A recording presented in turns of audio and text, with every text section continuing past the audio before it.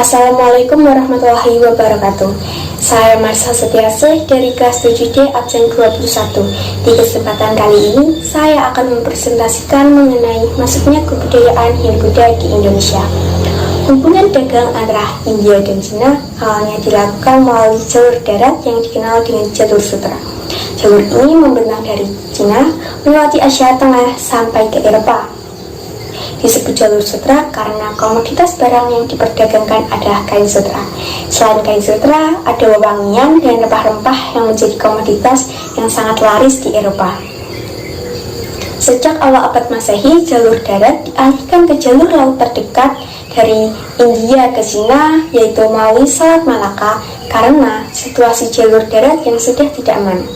Masyarakat Indonesia sangat diuntungkan karena Indonesia menjadi daerah transit atau pemberhentian bagi pedagang-pedagang India dan Cina.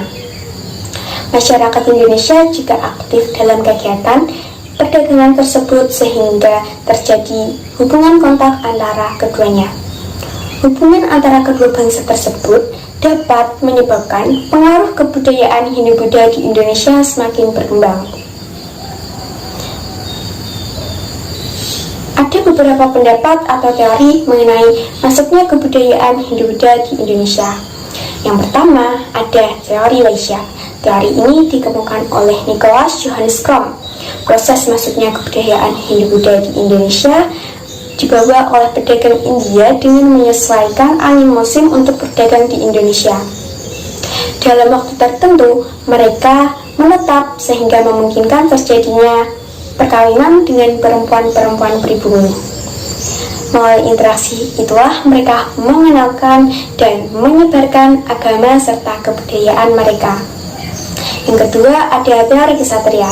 Teori ini memiliki 3 pendapat mengenai proses penyebaran kebudayaan Hindu-Buddha di Indonesia yang dilakukan oleh golongan Ksatria. Yang pertama, ada Cornelis Christian Berg menjelaskan ada golongan Ksatria yang terlibat dalam konflik perebutan kekuasaan di Indonesia. Bantuan yang diberikan oleh para ksatria ini sedikit banyak membantu kemenangannya.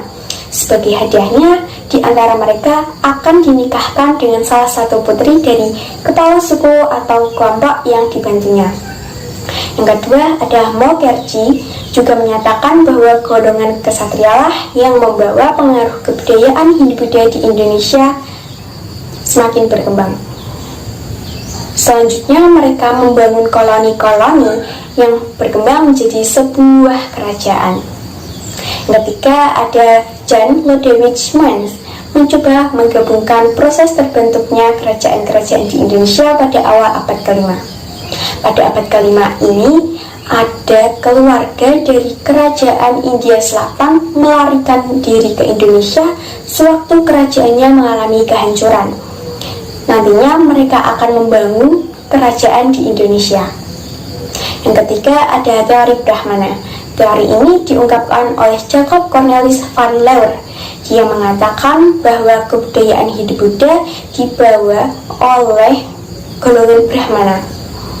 Berdasarkan pengamatan terhadap sisa-sisa peninggalan kerajaan yang bercorak Hindu-Buddha di Indonesia, terutama prasasti yang menggunakan bahasa Sanskerta dan huruf Pallawa, karena hanya golongan Brahmana lah yang dapat menguasai bahasa Sanskerta dan huruf Pallawa.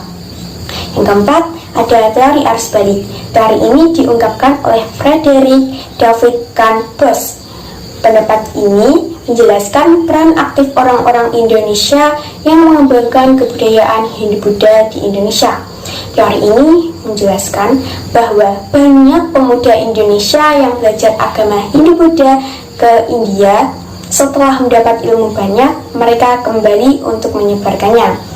Sekian presentasi dari saya. Bila ada tutur kata yang kurang berkenan, mohon dimaafkan.